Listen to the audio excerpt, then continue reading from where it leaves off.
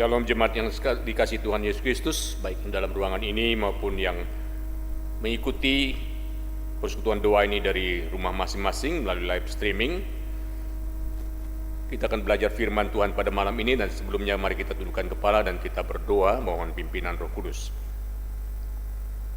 Ya Tuhan, kami mengucap syukur, kami percaya kepada Allah penguasa alam semesta, Allah yang mengendalikan sejarah umat manusia dan yang berkuasa atas kehidupan kami, sehingga di dalamnya ya Tuhan kami tidak gentar tatkala kami melihat kerajaan timbul dan kerajaan tenggelam, peristiwa terjadi baik yang menghebohkan maupun yang biasa-biasa saja, karena di balik semuanya itu Tuhan berdaulat, Tuhan Maha Kuasa.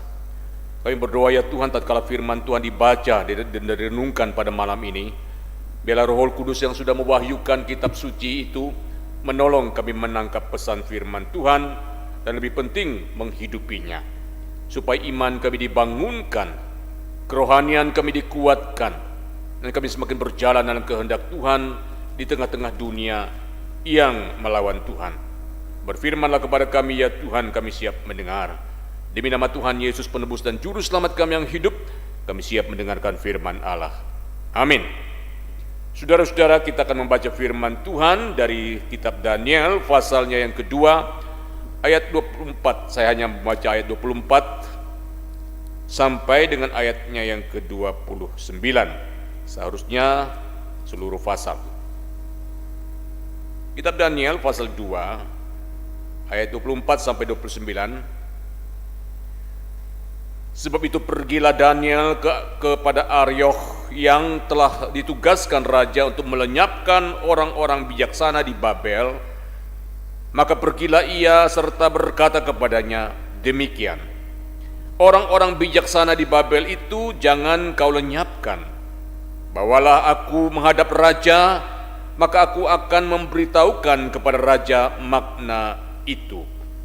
Arioch segera membawa Daniel menghadap raja serta berkata kepada raja demikian, aku telah mendapat seorang dari antara orang-orang buangan dari Yehuda yang dapat memberitahukan makna itu kepada raja. Bertanyalah raja kepada Daniel yang namanya Belsasar, sanggupkah engkau memberitahukan kepadaku mimpi yang telah kulihat itu dan dengan maknanya juga? Daniel menjawab, katanya kepada raja, rahasia yang ditanyakan tuanku raja tidaklah dapat diberitahukan kepada raja oleh orang bijaksana, ahli jampi, orang berilmu atau orang ahli nujum. Tetapi di surga ada Allah yang menyingkapkan rahasia-rahasia. Ia telah memberitahukan kepada tuanku raja Nebukadnezar apa yang terjadi pada hari-hari yang akan datang. Mimpi dan penglihatan-penglihatan yang tuanku lihat di tempat tidur ialah ini. Sedang tuanku ada di tempat tidur, ya raja, ya tuanku raja, timbul pada tuanku pikiran-pikiran tentang apa yang akan terjadi di kemudian hari, dan yang menyingkapkan rahasia telah memberitahukan kepada tuanku raja apa yang akan terjadi. Saya lanjutkan. Adapun kepadaku telah disingkapkan rahasia itu bukan karena hikmat yang mungkin ada padaku melebihi hikmat semua orang yang hidup, tetapi supaya maknanya diberitahukan kepada tuanku raja, dan supaya tuanku mengenal pikiran-pikiran tuanku. Ya raja, tuanku melihat suatu penglihatan yang di sebuah patung yang amat besar. Patung itu tinggi berkilau-kilauan luar biasa tegak di hadapan tuanku dan tampak mendahsyatkan. Adapun patung itu kepalanya dari emas tua, dada dan lengannya dari perak, perut dan pinggangnya dari tembaga, sedang pahanya dari besi, dengan kakinya sebagian dari besi dan sebagian dari tanah liat. Sementara tuanku melihatnya terungkit lepas sebuah batu tanpa perbuatan tangan manusia, lalu menimpa patung itu tepat pada kakinya yang dari sisi di tanah liat itu sehingga remuk. Maka dengan sekaligus diremukkannya lah juga besi, tanah liat, tembaga, perak dan emas itu dan semuanya menjadi seperti sekam di tempat pengirikan pada musim panen. Lalu angin menghembuskannya sehingga tidak ada bekas-bekasnya yang ditemukan. Tetapi batu yang menimpa patung itu menjadi gunung yang besar yang memenuhi seluruh bumi. Itulah mimpi Tuanku, dan sekarang maknanya akan kami katakan kepada Tuanku Raja. Ya Tuanku Raja, Raja segala raja yang kepadanya Allah telah semesta langit telah diberikan kerajaan, kekuasaan dan kekuatan dan kemuliaan, dan yang di dalamnya tangannya telah diserahkannya kepada anak-anak manusia dimanapun mereka berada, binatang-binatang di padang dan burung-burung di udara, dan yang dibuatnya menjadi kuasa atas semuanya itu Tuanku kepala yang dari emas itu. Tetapi sesudah Tuanku akan muncul satu kerajaan lain yang kurang besar dari kerajaan Tuanku, kemudian suatu kerajaan lagi, yakni yang ketiga dari tembaga yang akan berkuasa atas seluruh bumi. Sesudah itu akan ada suatu kerajaan yang keempat, yang keras seperti besi, tetapi tepat seperti besi yang mengeremukkan dan menghancurkan segala sesuatu, dan seperti besi yang luluhkan, maka kerajaan ini akan meremukkan dan menghancurkan, luluhkan semuanya. Dan seperti Tuanku lihat kaki dan dari jari-jari, sebagian dari tanah liat, tukang periuk, dan sebagian lagi dari besi. Itu berarti bahwa kerajaan itu terbagi. Memang kerajaan itu juga keras seperti besi, sesuai dengan yang Tuanku lihat, besi itu bercampur dengan tanah liat. Sampai sekian jauh bacaan firman Tuhan terlebih dahulu. Saudara-saudara, kitab Daniel selain mengisahkan tentang pembuangan kaum Yehuda ke Babilonia dan bagaimana orang beriman menunjukkan kesetiaan iman mereka di tengah-tengah dunia yang tidak percaya kepada Tuhan, kitab Daniel juga berbicara tentang Tuhan pencipta alam semesta yang berdaulat atas kerajaan-kerajaan di dunia ini. Dan kebenaran ini sangat menguatkan orang percaya yang hidup di tengah-tengah dunia yang penuh dengan pergumulan dan tangan sekarang ini. Nah, saudaraku sekalian yang dikasihi Tuhan, Alkitab mengatakan bagaimana bangsa Yehuda oleh karena kesalahan dan dosa-dosa mereka itu ditawan ke Babel selama 70 tahun. Saudara, mereka tidak setia, mereka menyembah berhala, dan sebagai akibatnya Tuhan memakai bangsa Babilonia, Raja Nebukadnezar, menginvasi Yerusalem dan menawan orang-orang Yehuda ke Babilonia pada waktu itu. Nah, saudaraku sekalian, hal yang sangat mengenakan. Mereka meninggalkan kampung halaman, meninggalkan Yerusalem, meninggalkan bait Allah, keluarga demi keluarga, istri, anak, suami, dan melawan. Pasti terjadi pertumpahan darah di Yerusalem pada waktu itu. Nah, saudaraku sekalian yang dikasihi Tuhan, raja bernama Nebukadnezar itu mempunyai permintaan yang aneh dan nyeleneh. Mengapa? Dia minta orang-orang bijaksana di Babel itu memberitahukan isi mimpinya, ya, yang dia mimpikan malam kemarin, kira-kira begitu. Berikut maknanya. Nah, saudara-saudara, kalau tidak ada yang bisa menafsir atau memberitahukan isi apa isi mimpi Nebukadnezar, maka itu akan terancam. Orang-orang bijaksana, ahli nujum, orang-orang yang cenderik pandai di Babel akan dimusnahkan, termasuk Daniel dan kawan-kawan. Saudara, ini ciri penguasa diktator, Bapak Ibu sekalian. Dia bisa melakukan apa saja yang ia mau tanpa peduli apakah hal itu mengancam kehidupan orang atau tidak. Dan permintaan Raja Nebukadnezar ini sungguh aneh dan mengada-ngada, Bapak Ibu sekalian. Kenapa? Ya, masa dia yang mimpi, lalu minta orang lain kasih tahu apa mimpi dia? Itu kan nyeleneh dan aneh. Ya. Dan pada waktu itu dia minta supaya orang memberitahukan apa isi mimpinya, sekaligus memberitahukan apa maknanya. Ini kan keterlaluan. Nah, dalam situasi yang panik dan mencekam secara nasional inilah Daniel muncul, Bapak Ibu sekalian, memberitahukan apa isi mimpi Nebukadnezar, berikut maknanya, ya.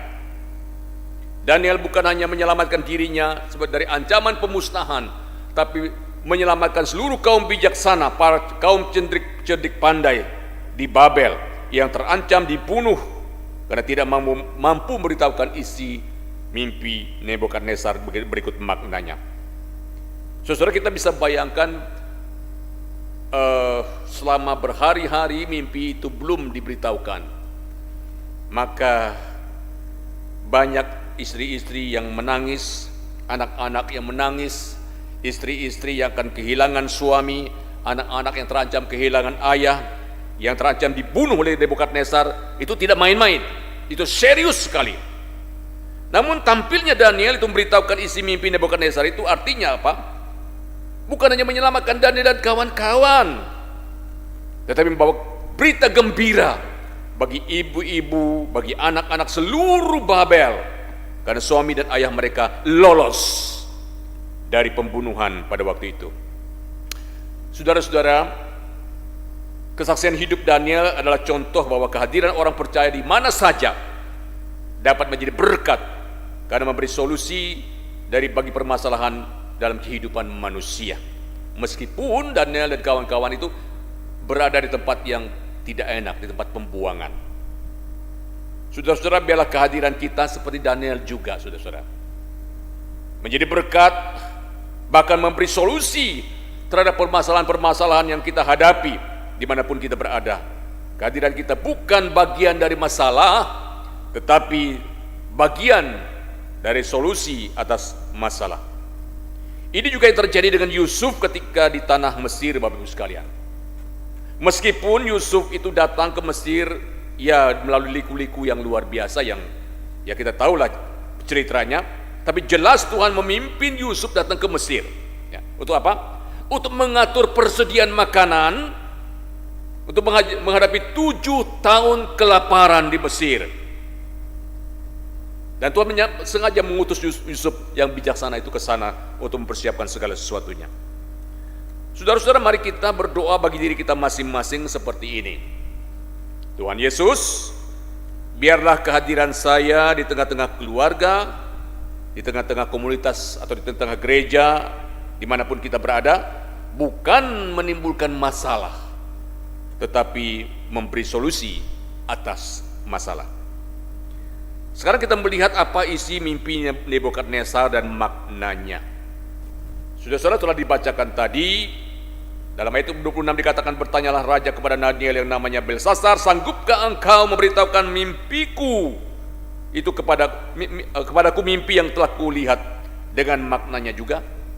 Daniel menjawab begini, kata Daniel, rahasia yang ditanyakan Tuanku raja tidaklah dapat diberitahukan kepada raja oleh orang bijaksana, ahli jampi, ahli berilmu, orang ahli nujum, tetapi dari surga ada Allah yang menyingkapkan rahasia-rahasia yang telah memberitahukan kepada Tuanku Raja Nebukadnezar apa yang akan terjadi. Nah, tadi diberitahukan, saudara, ini mungkin tidak terlalu jelas, ya.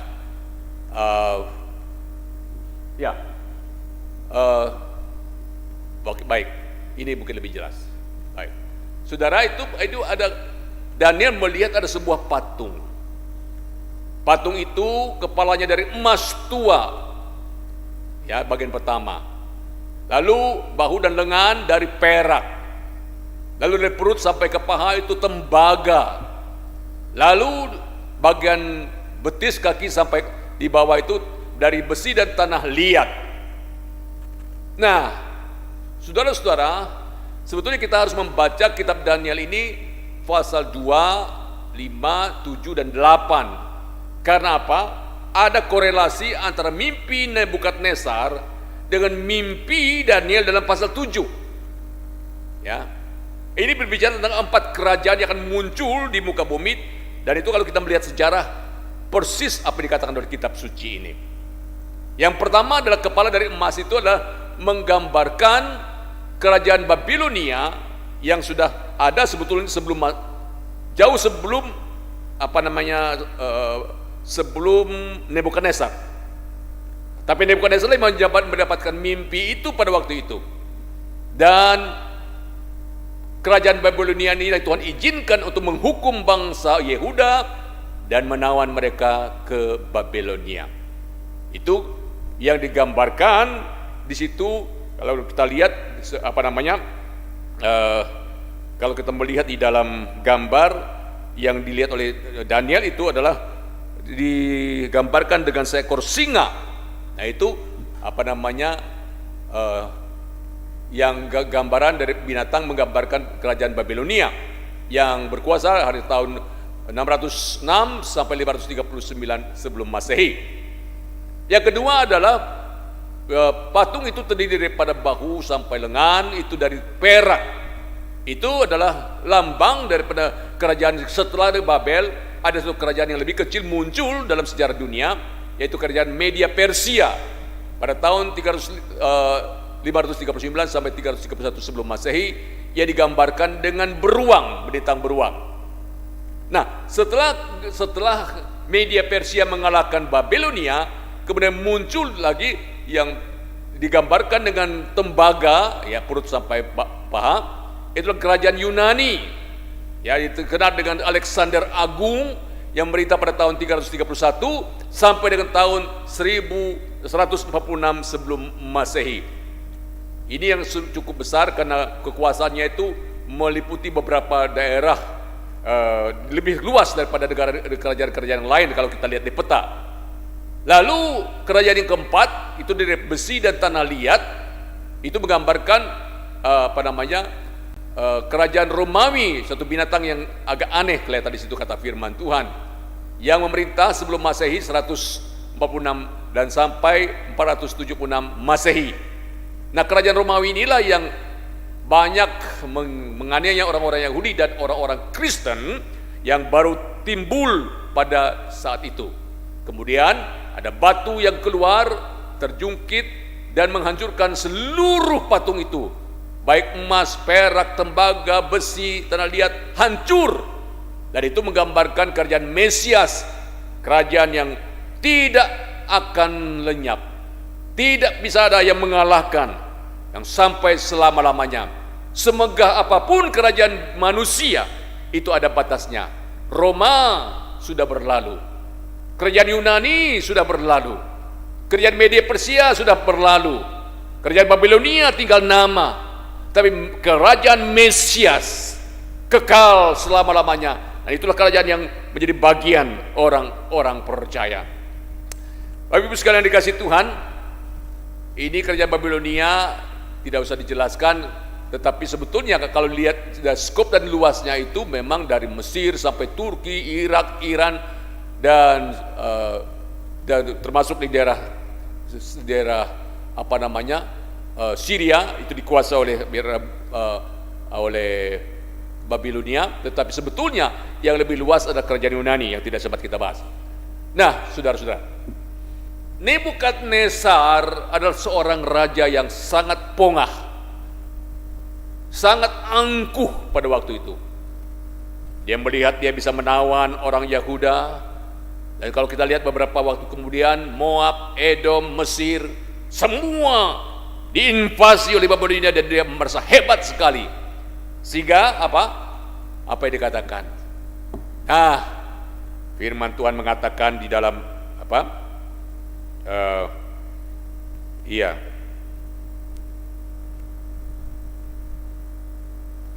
pasal 4 ayat yang ke-30, berkatalah raja, bukankah itu Babel yang besar itu, yang dengan kekuatan kuasaku dan untuk kemuliaan kebesaranku telah aku bangun menjadi kota kerajaan. Saudara-saudara, orang ini begitu angkuh, begitu sombong. Dia anggap bahwa dia bisa menginvasi bangsa-bangsa lain, itu kekuatannya dia.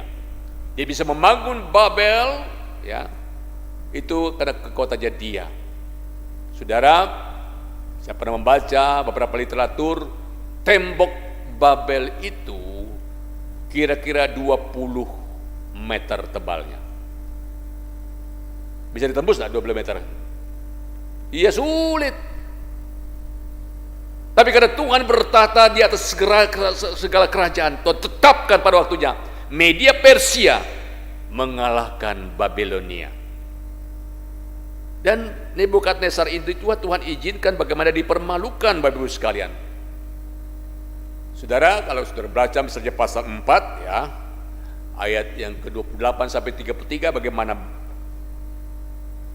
Nebukadnezar yang angkuh itu, saudara, dia mempunyai hati dan tingkah laku binatang.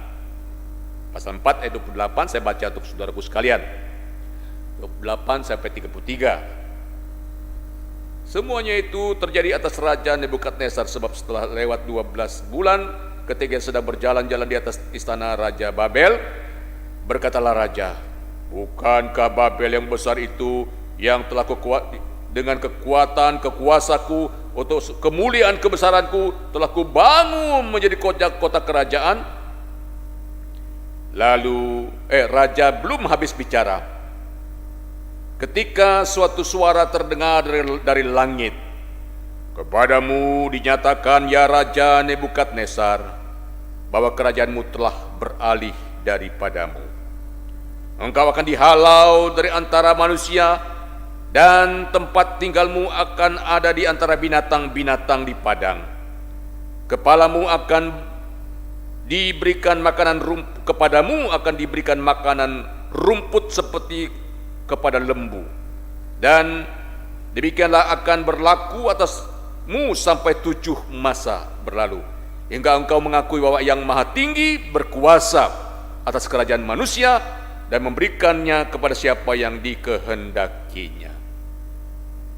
Seorang yang terhormat, raja, akhirnya merangkak seperti binatang, seperti lembu, makan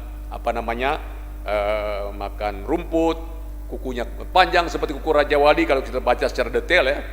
Itulah kondisi Raja Nebukadnezar yang direndahkan oleh Tuhan atas kesombongan dan kecokakannya, dan kerajaannya pun diakhiri oleh Tuhan. Saudara, pasal 2 ayat 21 firman Tuhan berkata begini, Dia, Tuhan ya, mengubah saat dan waktu. Dia memecat raja dan mengangkat raja. Dia memberi hikmat kepada orang bijaksana dan pengetahuan kepada orang yang berpengertian. Harus disadari dan dimengerti Bapak Ibu sekalian bahwa di atas semua kerajaan-kerajaan yang muncul di dunia ini ada tangan yang tidak kelihatan yang sedang mengendalikan, mengontrol segala sesuatu, termasuk kerajaan Babilonia pada waktu itu. Sehingga kesombongannya itu justru menjatuhkan Raja Nebukadnezar. Saudaraku sekalian dikasihi Tuhan, lalu dalam pasal 5 ada suatu suara. Nah, ini yang aneh juga saudaraku sekalian, yang di mana Raja Belsasar melihat satu tulisan di dinding. Saya baca ayat yang kedua, waktu mereka berpesta pora ya, mengadakan suatu hari yang gembira pada waktu itu. Lalu pasal 5 ayat 22 sampai 27 saya baca 25 sampai 27, demikian firman Tuhan ya. Saya langsung ke maknanya saja ya. Ayat 25, maka inilah tulisan yang tertulis itu, Mene Tekel Upharsin. Dan inilah makna perkataan itu, Mene berarti masa pemerintahan Tuanku dihitung oleh Allah dan telah didapati dia akhiri. Tekel, Tuanku ditimbang dengan neraca dan didapati terlalu ringan. Peres, asal kata dari Upharsin, kerajaan Tuanku dipecah dan diberikan kepada orang Media Persia. Lalu atas titah Belsasar dikenakanlah kepada Daniel pakaian dari kain ungu dan ungu dan pada lehernya dikalungkan rantai emas, dan dimaklumkanlah tentang dia bahwa di dalam kerajaan ia akan mempunyai kekuasaan sebagai orang ketiga. Saudara-saudara sekalian dikasihi Tuhan, menarik sekali di sini. Kenapa di Daniel ini disebut orang ketiga. Saudara, kalau kita membaca sebetulnya ayah daripada Nabonidus ya, ayah daripada Belsasar ini raja juga sebetulnya. Tapi ini raja nggak suka tinggal di sana, kerjanya berburu, hobinya lain sekali. Nah, oleh karena itu dia tetap bagaimanapun juga dia tetap menjadi orang yang berpengaruh. Seharusnya Daniel orang kedua, tetapi karena ada ayah daripada Belsasar, ada Belsasar masih, maka Daniel terpaksa jadi orang ketiga. Sebetulnya Daniel tuh tidak ada lain setelah raja ya dia. Nah, saudaraku sekalian dikasih Tuhan, sekarang kita melihat kata-kata mene tekel ufarsid. Tulisan ini itu menggelisahkan Raja Belsasar. Apa artinya? Lalu dicarilah orang-orang bijaksana, tidak ada orang yang bisa menerka. Dipanggillah orang tahu, ada Daniel. Lalu Daniel dengan hikmat Tuhan beritahukan kepada Belsasar, mene artinya masa pemerintahan Tuanku dihitung dan sedang diakhiri. Itu yang artinya, arti pemerintahan Babel.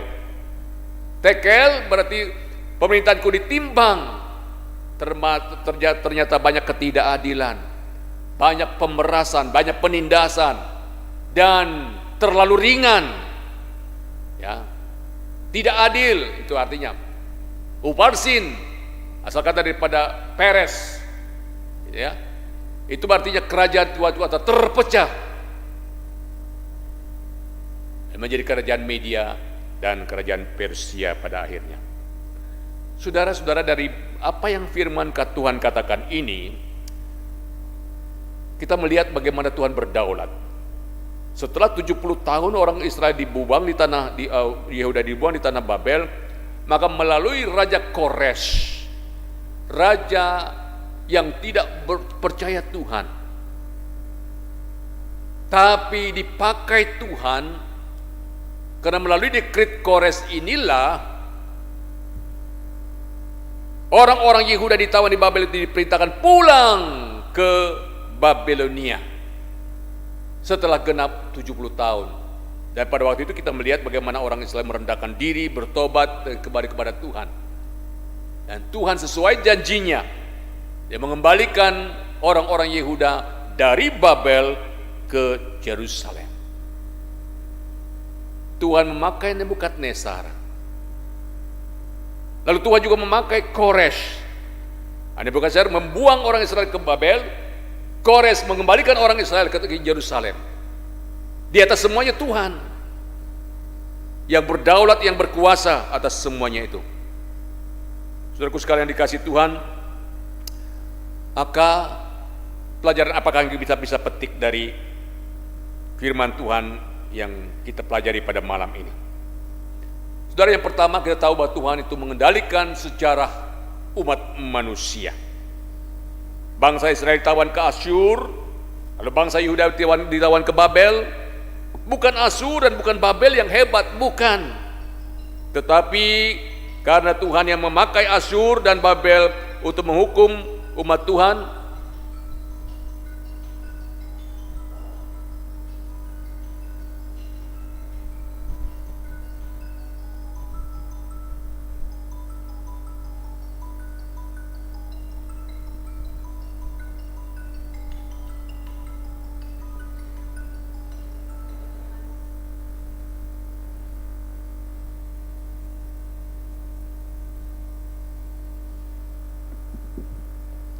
mohon maaf Bapak Ibu sekalian atas gangguan ini. Saudara-saudara, poin pertama pelajaran yang kita pelajari pada malam ini, Tuhan mengendalikan sejarah umat manusia. Kita tahu bangsa Asyur menawan Israel ke Asyur, dan Babel menawan Yehuda ke Babel. Tapi bukan Asyur, bukan Babel yang maha kuasa yang hebat, tetapi Tuhan yang memakai Asyur, Babel dan menghukum bangsa Israel, dan kemudian memakai Kores mengembalikan orang Israel ke tanah perjanjian. Yang kedua, dalam situasi yang sulit, anak-anak Tuhan tetap dapat bersaksi dan menjadi berkat. Saudara, itulah yang menjadi panggilan kita. Bagaimana Daniel dan kawan-kawan konsisten mempertahankan iman mereka dan menjadi berkat di tempat di mana mereka ditawan.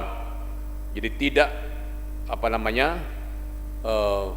dalam situasi apapun, mau menyenangkan tidak menyenangkan, orang percaya terus bisa menjadi saksi Tuhan dimanapun mereka berada.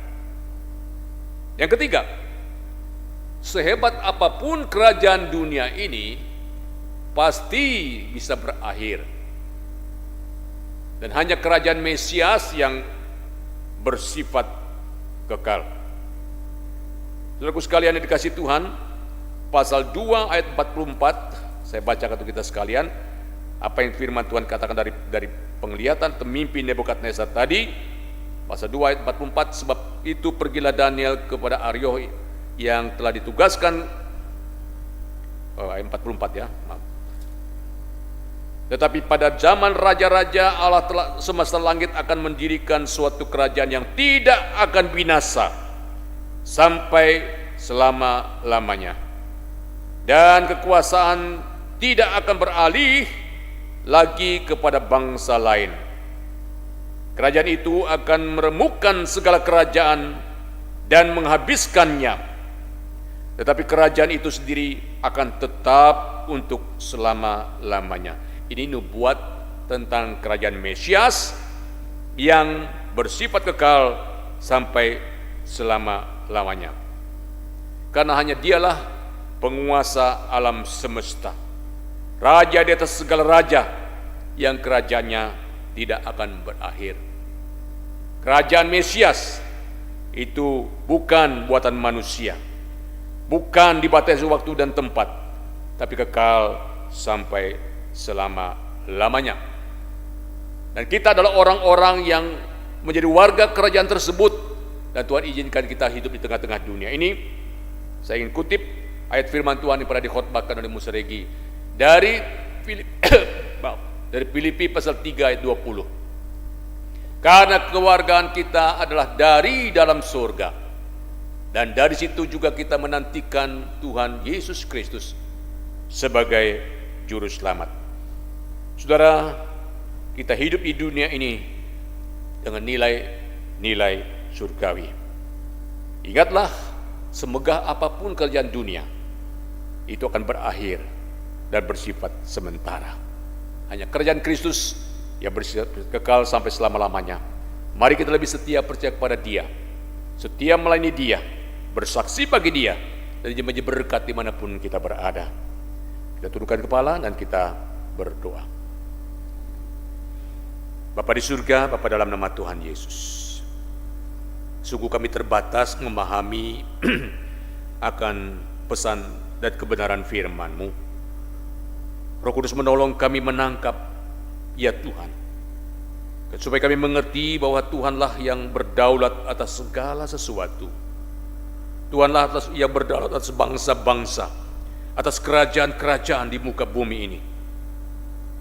Dan kami, ya Tuhan, Tuhan tempatkan kami bukan secara kebetulan dan bukan kecelakaan, tapi Tuhan punya maksud agar kehadiran kami boleh menjadi berkat di tengah-tengah situasi sulit. Kami bukan menjadi sumber masalah, tapi menjadi sumber solusi bagi banyak persoalan hidup ini. Ya Tuhan, tolonglah kami tidak berkecil hati tatkala kami melihat kondisi sekitar kami mungkin tidak menyenangkan, seakan-akan kami tidak berdaya. Bila kami boleh tahu bahwa di balik semuanya itu ada tangan Tuhan yang tidak kelihatan, yang menopang, yang memelihara, memberkati kehidupan kami. Bila iman kami dibangunkan, dikuatkan, makin setia kepada Tuhan yang punya kerajaan yang tidak tergoyahkan, kerajaan bersifat kekal, kerajaan Mesias sampai selama-lamanya. Memberkati kami sekalian yang mendengar akan pemberitaan firman Tuhan ini, baik yang dalam ruangan ini maupun jemaat yang di rumah masing-masing dimanapun mereka berada. Kami boleh mendapatkan berkat kekuatan dari firman-Mu. Demi nama Tuhan Yesus penebus dan juru selamat kami yang hidup, kami bersyukur atas firman Tuhan. Haleluya. Amin.